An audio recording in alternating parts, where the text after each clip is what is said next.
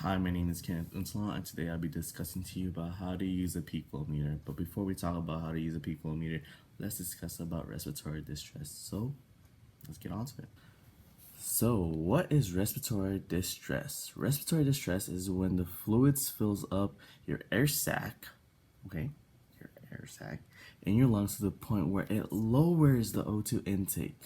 Well, now you want to know what is asthma. Well, asthma is a chronic inflammatory disorder of the airway obstruction and causes hyperresponsiveness. The signs and symptoms that could cause these would be coughing, chest tightness, wheezing, breathlessness, and many more.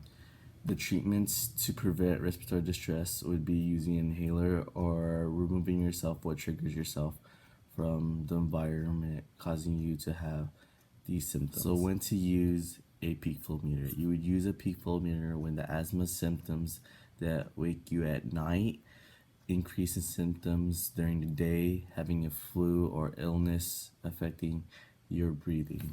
So now we get down to the part where I show you how to use a peak flow meter. Well, I don't have a peak flow meter. I'll be using a pen to describe how to use a peak flow meter. First, you're gonna have your mouthpiece connected to your peak flow meter. Make sure that the marker that shows on the scale from top to bottom, move it back down.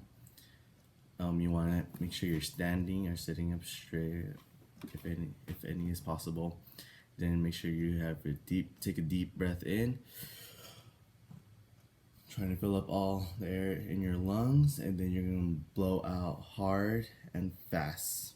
And so then the marker is gonna go to whatever it went up as high as possible. You're gonna do it 3 times, and you want to mark the highest out of the 3 breath that you have taken.